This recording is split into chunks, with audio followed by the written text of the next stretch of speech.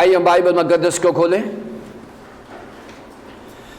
Bible مقدس میں سے مقدس پولس رسول کا فلپیوں کے نام خط،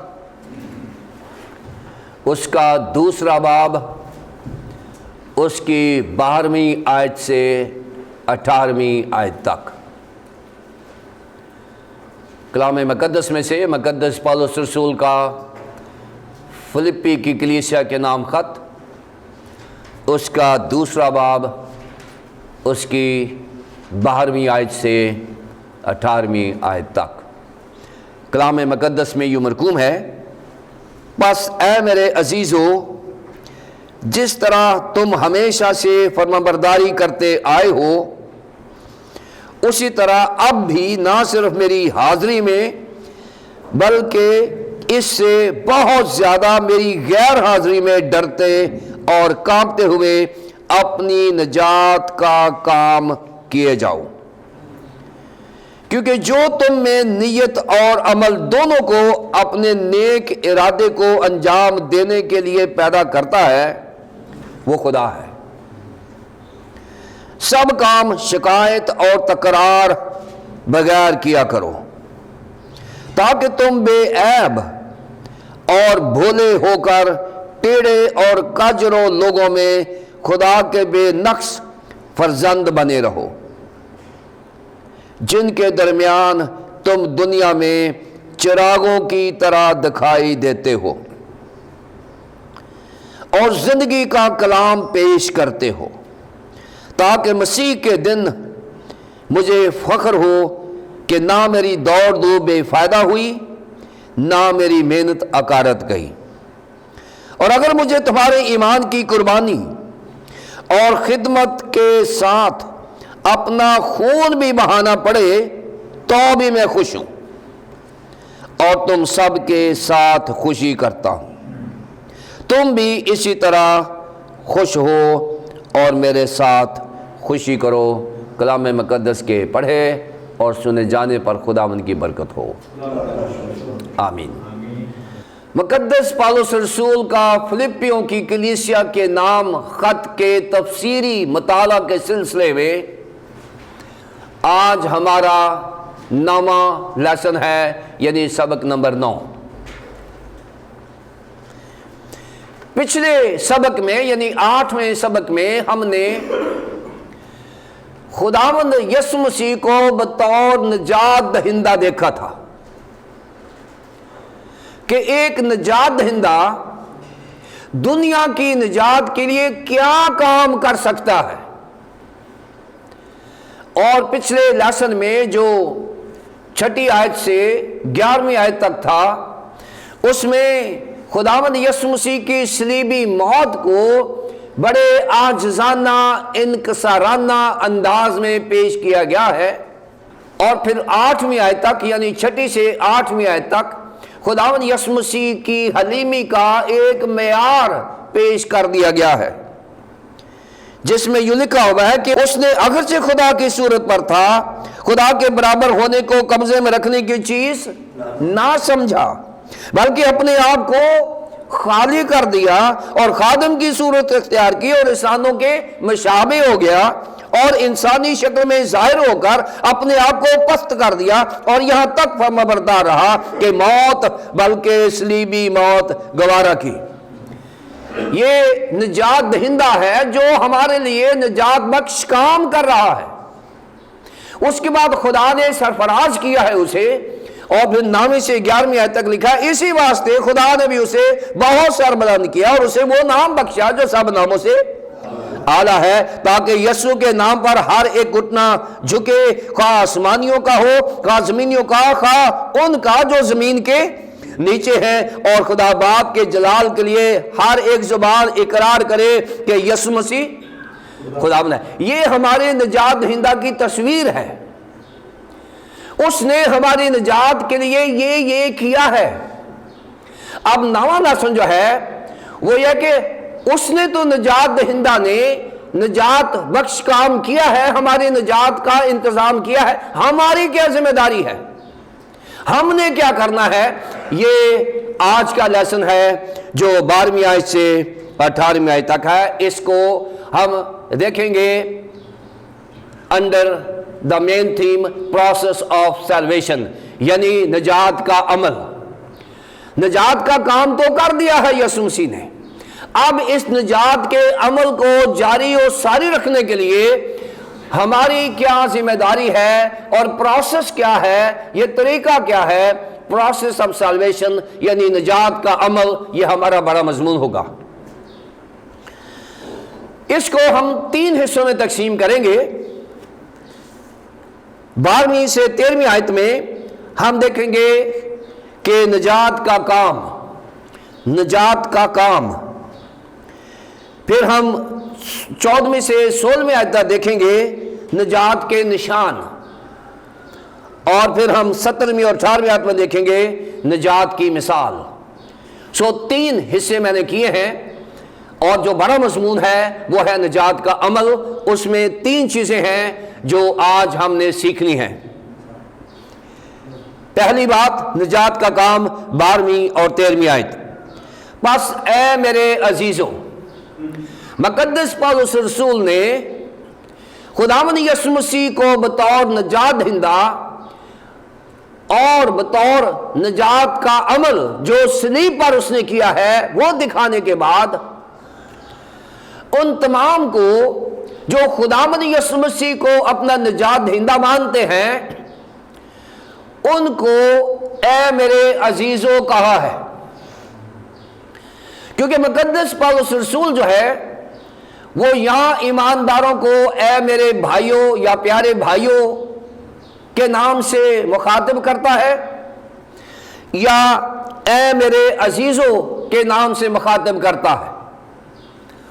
और जब वो ऐ मेरे भाइयों कहता है तो वहां पर यूनानी ज़बान का लफ्ज़ एडल्फोए है, और एडल्फोए होता है भाई भाई होना, लेकिन एडल्फोए लफ्ज़ जो है वो डेल्फुस से निकला है,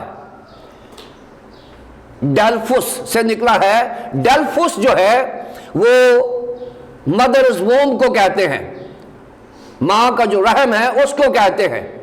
और यहां मुकद्दस पौलुस रसूल बताना क्या चाह रहे हैं कि जैसे ही हम खुदावंद यीशु मसीह को कबूल कर लेते हैं हम एक औलाद बन जाते हैं, जैसे हम सब एक ही मां के बतन से पैदा हुए हैं।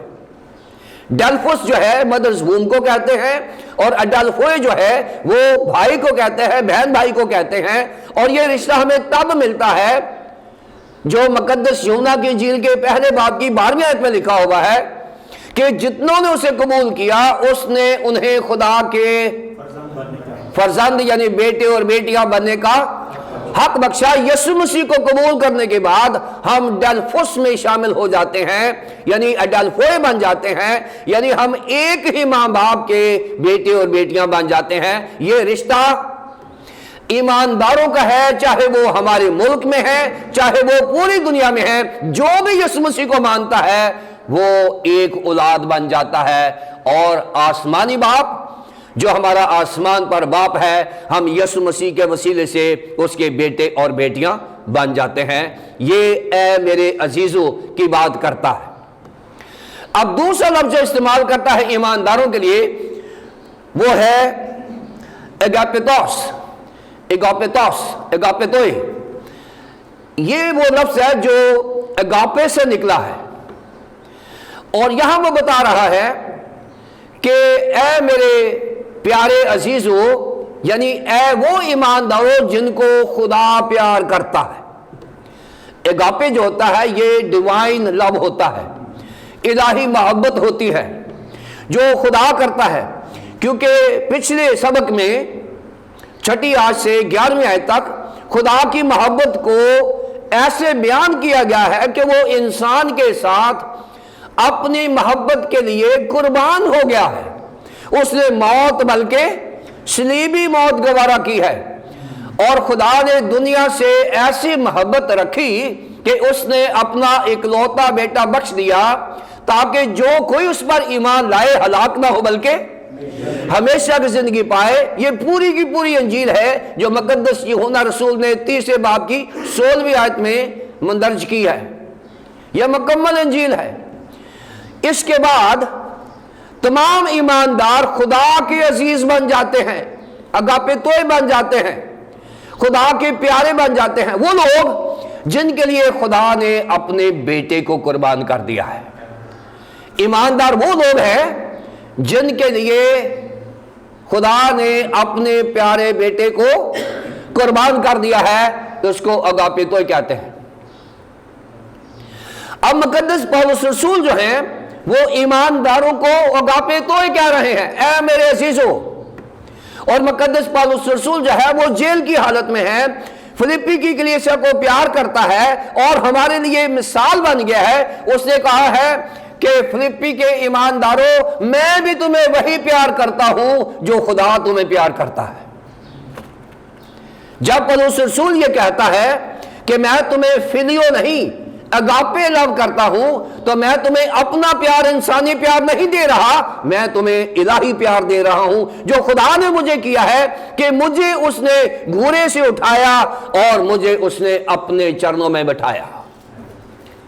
मुझे उसने यही प्यार किया है। मेरे गुनाहों के मुताबिक अगर वो मेरे से हिसाब करता तो मैं उसके सामने खड़ा ना रह सकता। खुदा ने मुझ पर फजल किया है, उसने इलाही मोहब्बत की है। मेरे दिल में यीशु मसीह की मोहब्बत तड़प रही है और वही मोहब्बत मैं आपको करता हूं। प्रिंसिपल क्या ठहरा? प्रिंसिपल ये ठहरा कि हमने भी आपस में वही प्यार करना है जो खुदा मुझे करता है, जो खुदा हमें करता है।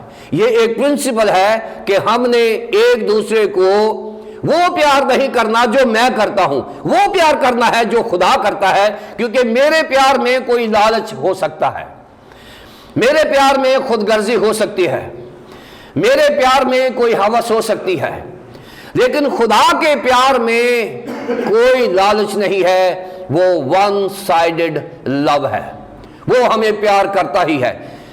खुदा ये चाहता है कि हम भी वही प्यार करें आपस में जो खुदा हमें प्यार करता है।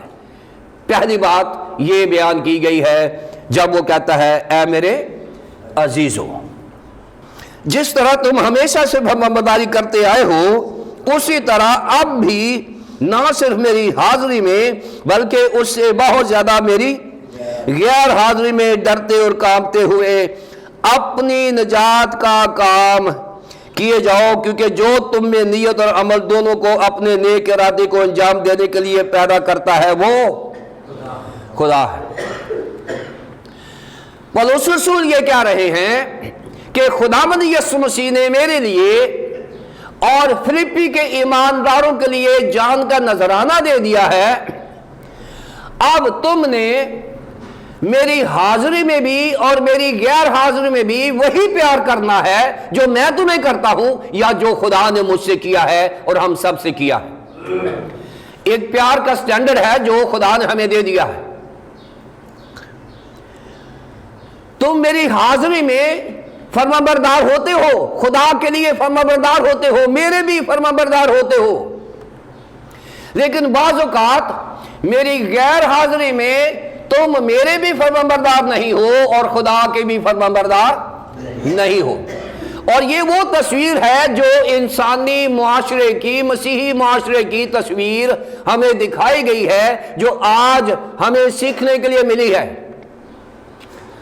आज हमारे ईमान का ताल्लुक और हमारी रूहानी जिंदगी का जो मेयार है वो ये है कि जब हमारा बॉस होता है तो हम दुआ भी शुरू कर देते हैं। जब हमारा बॉस होता है तो हम उसको दिखाने के लिए चर्च भी आ जाते हैं।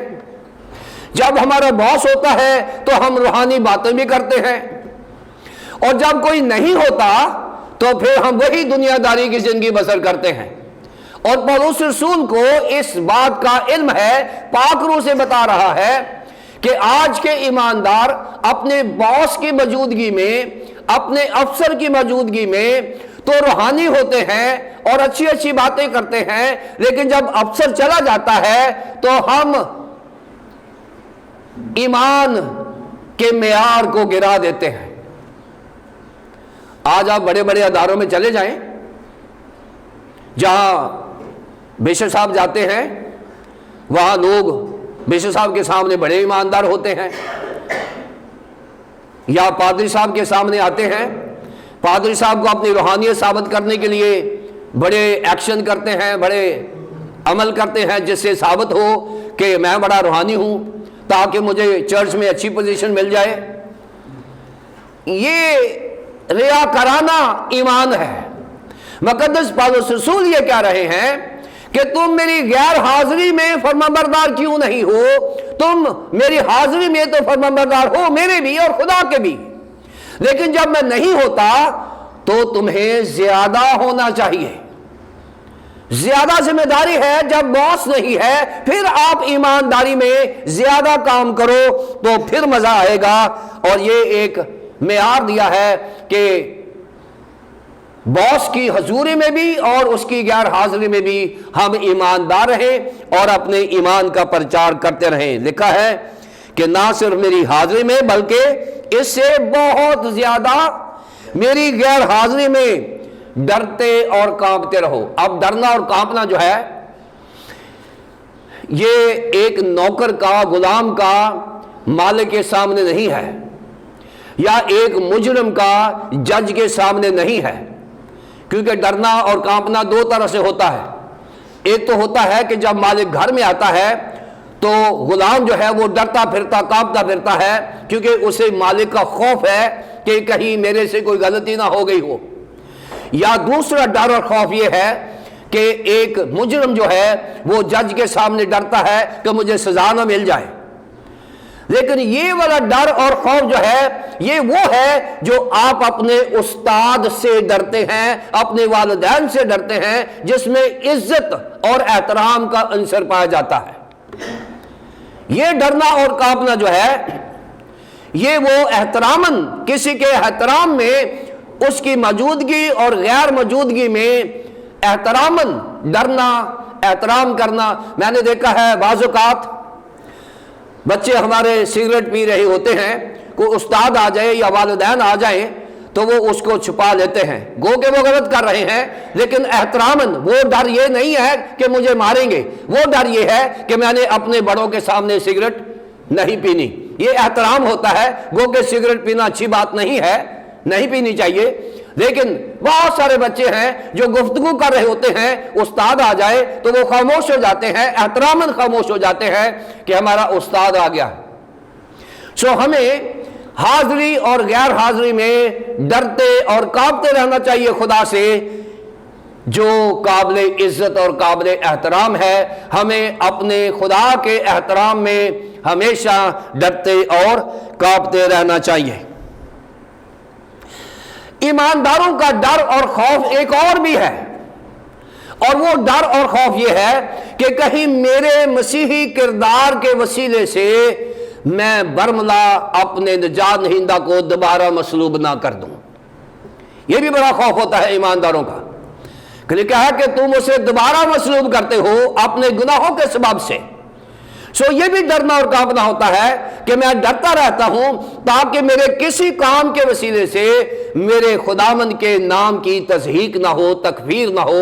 یہ بھی ایک ڈر اور خوف ہوتا ہے، جو بہت اچھا ڈر اور خوف ہے ایمانداروں کا۔ یہ احتراماً ہم ڈر اور خوف رکھتے ہیں تاکہ ہم سے کوئی غلطی سرزد نہ ہو جائے، کوئی گناہ نہ ہو جائے جس سے میرے پاک اور پوتر نجات دہندہ کے نام کی تکفیر ہو۔ یہ بھی ڈر اور خوف ہے۔ اپنی نجات کا کام کیے جاؤ۔ اب یہ جو اصطلاح ہے اپنی نجات کا کام کیے جاؤ، یہ سمجھنے کی بات ہے۔ یہاں یہ نہیں لکھا کہ اپنی نجات کے لیے کام کیے جاؤ، نہیں۔ جو نجات خداوند یسوع مسیح نے ہمیں دے دی ہے اس کو مینٹین کرنے کے لیے اپنی مسیحی زندگی بسر کرتے جاؤ۔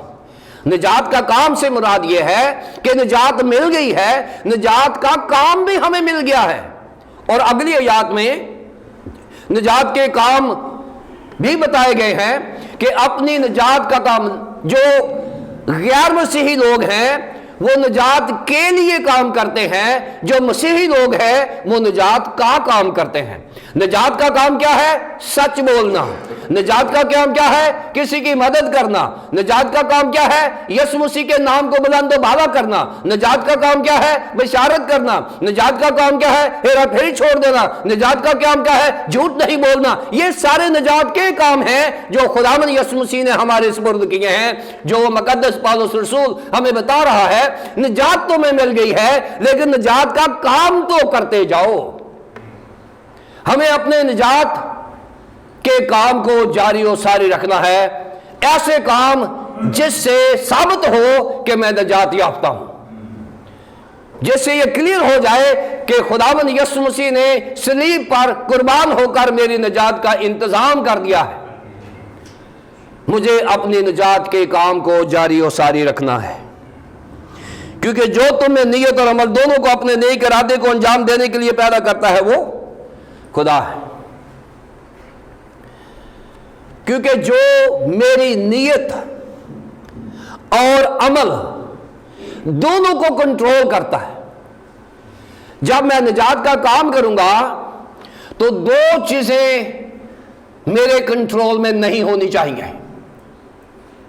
اگر وہ میرے کنٹرول میں ہے تو نجات کا کام نہیں ہوگا۔ دو چیزیں، ایک میری نیت اور دوسرا میرا عمل، کیونکہ سوچ جو ہے وہ عمل میں بدل جاتی ہے۔ جب انسان سوچتا ہے، نیت کر لیتا ہے کسی غلطی کی، تو اس غلطی کے ایکسیکیوٹ کرنے کے لیے، اس کو عمل میں لانے کے لیے کوئی ایکشن کرنا پڑتا ہے۔ اور جو لوگ نجات کا کام کر رہے ہیں، ان کی نیت اور عمل خدا کے کنٹرول میں ہونے چاہیے، نہ کہ ایماندار کے کنٹرول میں ہونے چاہیے۔ اور یہاں بتایا گیا ہے 13ویں آیت میں کہ جو میری نیت اور میرے اعمال کو کنٹرول کرتا ہے وہ میں نہیں ہوں بلکہ خدا ہے۔ اور اگر آج میری نیت اور میرا عمل خدا کے کنٹرول میں ہے تو میں نجات کا کام کرتا جاؤں گا، اور اگر یہ میرے کنٹرول میں ہے تو نجات کا کام رک جائے گا، کام نہیں ہوگا۔ 12ویں اور 13ویں آیت میں خداوند یسوع مسیح کو بطور نجات دہندہ دکھانے کے بعد بتایا گیا ہے کہ جو نجات ہمیں مل چکی ہے اس کو مینٹین کرنے کے لیے، اس کو پروف کرنے کے لیے، اس کو ثابت کرنے کے لیے ایمانداروں پر فرض ہے کہ وہ نجات کے کام کو کرتے جائیں۔ یہ پہلا نقطہ ہے۔ دوسرا نقطہ ہے 14ویں سے 16ویں آیت میں،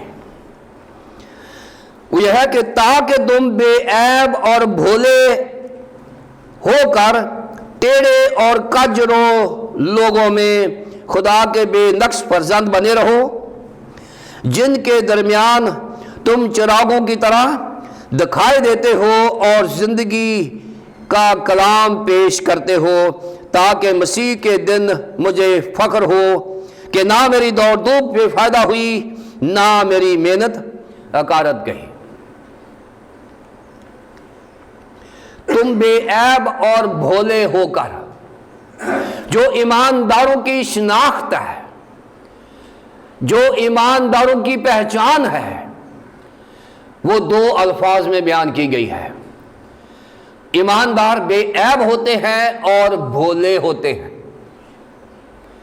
ایماندار بے عیب ہوتے ہیں۔ بے عیب کیسے ہوتے ہیں؟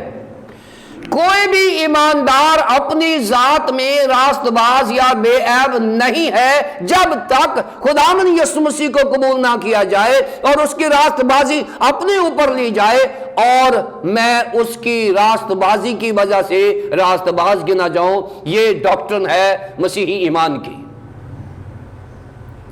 کہ جب ہم یسوع مسیح کو قبول کر لیتے ہیں تو ہم بے عیب گردانے جاتے ہیں، ہوتے نہیں ہیں، بے عیب گردانے جاتے ہیں، اور جو بے عیب ہوتا ہے وہ معصوم بھی ہوتا ہے، وہ بھولا بھی ہو جاتا ہے۔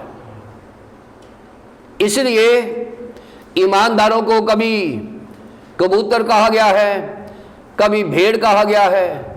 یہ معصوم جانور ہے، یہ معصوم جاندار ہیں جو ایمانداروں کے ساتھ منسوب کیے گئے ہیں۔ تم ٹیڑے اور کجرو لوگوں، یہ دنیا کی شکل بتائی گئی ہے۔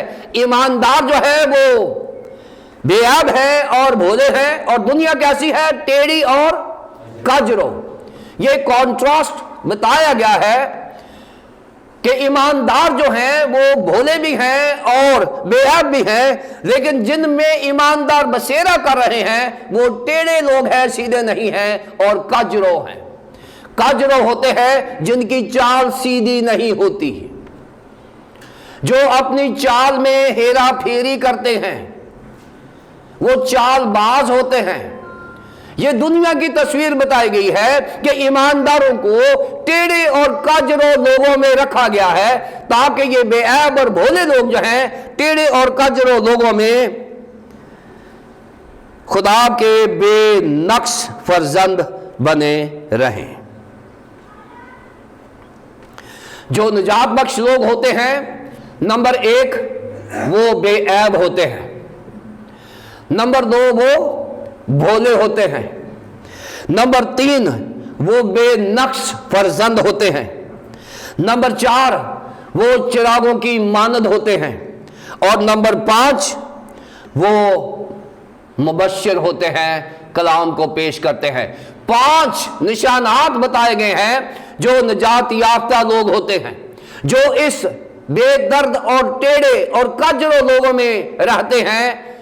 ایمانداروں کے 5 نشان بتائے گئے ہیں کہ ایماندار بے عیب ہوتے ہیں، ایماندار بھولے بسے ہوتے ہیں، ایماندار چراغوں کی طرح ہوتے ہیں، ایماندار زندگی بخش کلام پیش کرتے ہیں، اور ایماندار بے نقص ہوتے ہیں۔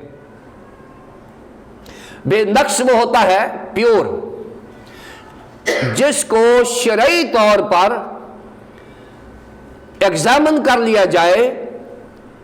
کسی جانور کو اگر قربان کرنا ہے پرانے عہد نامے میں تو اس کو کاہن کے سامنے لایا جاتا تھا اور اس کا امتحان ہوتا تھا، ایگزامن کیا جاتا تھا، اور اگر وہ جانور بے نقص ہوتا تو اس کو سٹیمپ کیا جاتا کاہن کی طرف سے اور وہ جانور قربانی کے لائق ہوتا تھا۔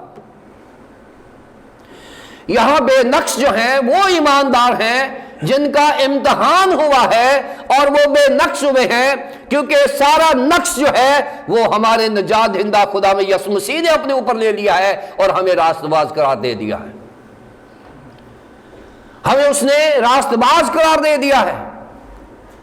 سو ہم بے نقص ہیں، بے عیب اور بھولے اور بے نقص ہیں، اور ایماندار جو ہیں وہ چراغوں کی طرح دکھائی دیتے ہیں۔ ایمانداروں کو خدا یسوع مسیح نے کہا ہے تم دنیا کا نور ہو، تم دنیا کا نور ہو۔ یسوع مسیح نے خود کہا کہ میں دنیا کا نور ہوں۔ ایماندار جو ہیں یہ دراصل آئینہ ہوتے ہیں، یہ آئینہ ہوتے ہیں۔ آئینہ کیا کرتا ہے کہ وہ ایک روشنی کو لیتا ہے اور اس کو منعکس کر دیتا ہے۔ ناروے میں ایک شہر ہے جو سردیوں میں جس میں دھوپ نہیں آتی کیونکہ سورج نکلتا ہے اور پہاڑوں کے پیچھے پیچھے پیچھے پیچھے سے گزر کر مشرق سے مغرب کو چلا جاتا ہے، اور اس شہر میں روشنی نہیں آتی۔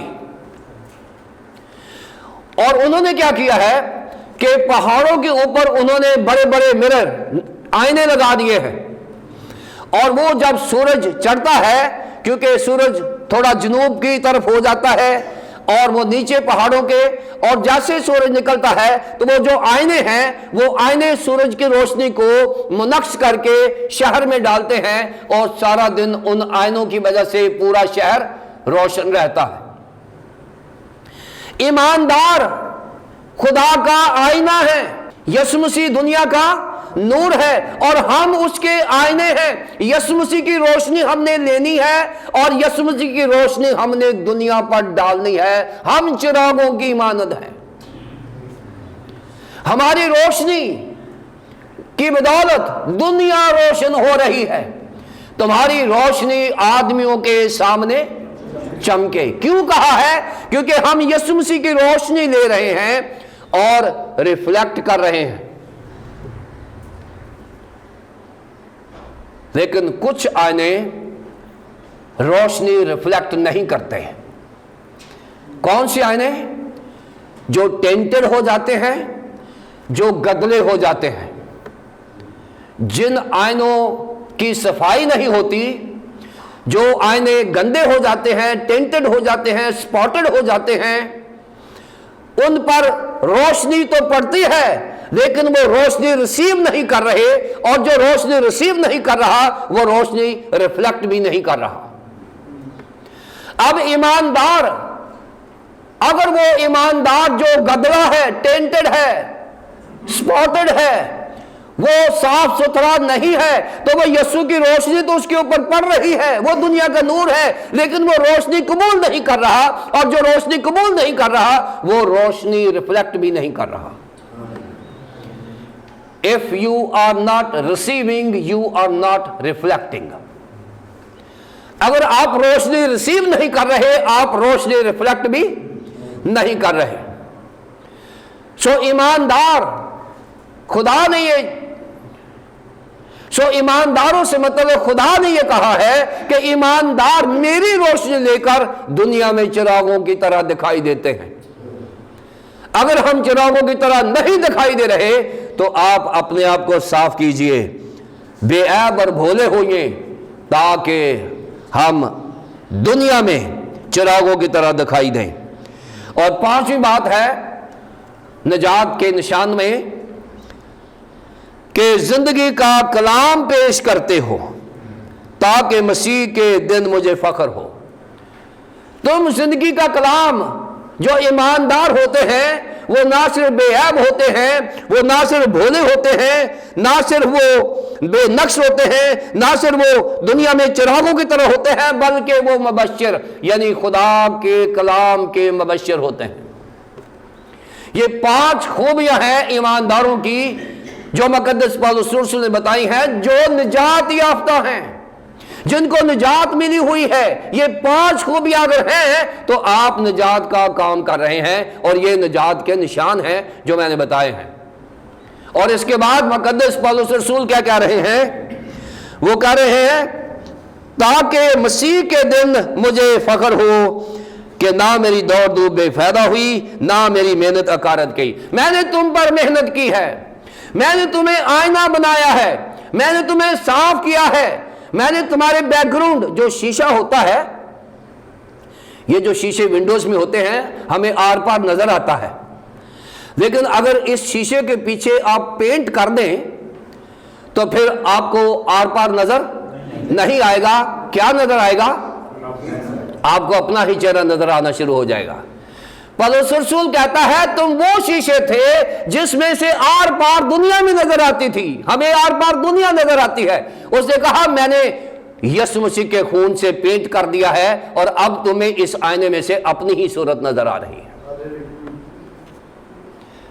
اور یہ میری محنت ہے، میں نے محنت کی ہے، اور مجھے امید ہے کہ جب یسوع مسیح آئے گا تو مجھے دکھ نہیں ہوگا کہ میری محنت بے فائدہ گئی یا میری محنت آکارت گئی۔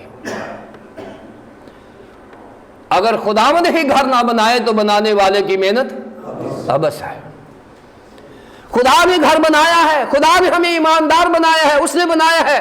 پالوس رسول کہتے ہیں کہ میری محنت ابس نہیں ہے، میری محنت اکارت نہیں گئی۔ سو مجھے اس بات پہ امید ہے کہ خداوند میری محنت کا پھل مجھے دے رہا ہے۔ تیسرا نقطہ ہے 17ویں اور 18ویں آیت میں سے نجات کی مثال۔ 12ویں 13ویں آیت میں ہم نے دیکھا نجات کا کام، 14ویں سے 16ویں آیت میں دیکھا نجات کے نشان، اور ہم 17ویں 18ویں آیت میں دیکھیں گے نجات کی مثال۔ اگر مجھے تمہارے ایمان کی قربانی اور خدمت کے ساتھ اپنا خون بھی بہانا پڑے تو بھی خوش ہوں، اور تم سب کے ساتھ خوشی کرتا ہوں۔ تم بھی اسی طرح خوش ہو اور میرے ساتھ خوشی کرو۔ اگر آپ گنتی کی کتاب اس کے 15ویں باب کی پہلی 10 آیات دیکھیں تو اس میں جب یہودی لوگ قربان گاہ پر قربانی گزرانتے تھے تو اس قربانی گزراننے کے بعد اس کے اوپر وائن ڈالتے تھے، وائن ڈالتے تھے، اور جب اس کے اوپر وائن ڈلتی تھی اس آگ کے اوپر، قربانی کے اوپر، تو اس کا اروما اٹھتا تھا، ایک خوشبو اٹھتی تھی، اور جو خوشبو تھی وہ یہودی ایمان کے مطابق وہ یہ کہتے تھے کہ یہ خوشبو جو ہے وہ خدا کو پسند ہے، قربانی کی خوشبو، اور مقدس پولس رسول نے اپنی زندگی کو وہ وائن قرار دیا ہے جو قربانی کے اوپر پھینکی جاتی تھی، اور وہ کہتا ہے کہ میں نے اپنے آپ کو تمہاری قربانی کو خوشبو میں بدلنے کے لیے اپنی زندگی قربان کر دی ہے، مجھے خون بھی بہانا پڑے تو میں خوش ہوں۔ وہ کہہ رہا ہے اگر مجھے تمہارے ایمان کی قربانی اور خدمت کے ساتھ اپنا خون بھی، یعنی فلپی کی کلیسیا کا ایمان اور ان کی خدمت وہ مین قربانی ہے جو وہ گزران رہے ہیں، اور ان کی خدمت اور قربانی کے اوپر مقدس پولس رسول کہتے ہیں کہ میری زندگی آپ کے لیے قربان ہوگی، اور مجھے خوشی ہوگی کہ میں اس اروما کی صورت اختیار کر جاؤں جو خدا کو پسند ہے، اور تمہاری قربانی کو معیاری قربانی بنانے کے لیے اگر میری جان کا نذرانہ دینا پڑتا ہے تو آئی ایم ہیپی، میں خوش ہوں۔ اور میں توقع کرتا ہوں کہ جیسے میں نے ایک قربانی پر اپنے آپ کو وائن گردان کر قربان کرنے کے لیے تیار کر لیا ہے، تم بھی آپس میں ایک دوسرے کی قربانی کے لیے خوشبو بن جاؤ۔ تم سب کے ساتھ خوشی کرتا ہو، تم بھی اسی طرح خوش ہو اور میرے ساتھ خوشی کرو۔ مقدس پولس رسول نے نجات کی مثال بنا کر اپنے آپ کو کلیسیا کے سامنے پیش کر دیا ہے۔ ہم جو پاسبان ہیں، اگر ہم پولس رسول کی پاسبانی خدمت اور اس کے بوجھ کو سمجھ لیں تو ہم بائبل کے معیاری پاسبان بن سکتے ہیں۔ جب تک ہم مقدس پولس رسول کی پاسبانی منسٹری کو، خدمت کو نہیں سمجھیں گے، اس وقت تک ہم معیاری پاسبان بھی نہیں بن سکتے۔ 12ویں سے 13ویں آیت میں اس نے 11ویں آیت سے پہلے جو 6 سے 11ویں آیت تک کا مضمون ہے اس کا نتیجہ بتایا ہے۔ پس اے خدا کے لوگوں جنہیں خدا پیار کرتا ہے، تم نجات کے کام کو کرتے جانا کیونکہ خدا نے تمہیں نجات دے دی ہے۔ نجات کے لیے کام کوئی کرے، ہم نجات کا کام کریں گے، کیونکہ نجات کا کام کرنے سے مراد یہ ہے کہ ہم نجات یافتہ ہے اور ہم نجات کا کام کرتے جائیں۔ 14ویں سے 16ویں آیت میں 5 نشان جو ہے وہ اس نے دیے ہیں کہ نجات کا کام کرنے والے ہوتے ہیں، ان کے 5 نشانات ہوتے ہیں جو ہم نے بیان کیے ہیں۔ اور 17ویں سے 18ویں آیت میں اس نے نجات کی مثال بن کے دکھا دیا ہے کہ میں نجات یافتہ ہوں، لہٰذا میں مثال دے رہا ہوں کہ اگر تمہارے ایمان کی خاطر میری قربانی ضروری ہے تو میں اس کے لیے بھی تیار ہوں، اور تم بھی آپس میں ایک دوسرے کے لیے قربانی کیا کرو، یعنی ایک دوسرے کے لیے آپ اثار و قربانی کا جذبہ رکھو تاکہ ایمانداروں میں کلیسیائی ترقی ہو۔ خداوند ہمیں ایسا پاسبان اور ایسی ہی کلیسیا بننے کی توفیق عطا فرمائے۔ خدا باپ، خدا بیٹے، خدا پاک روح کے نام سے۔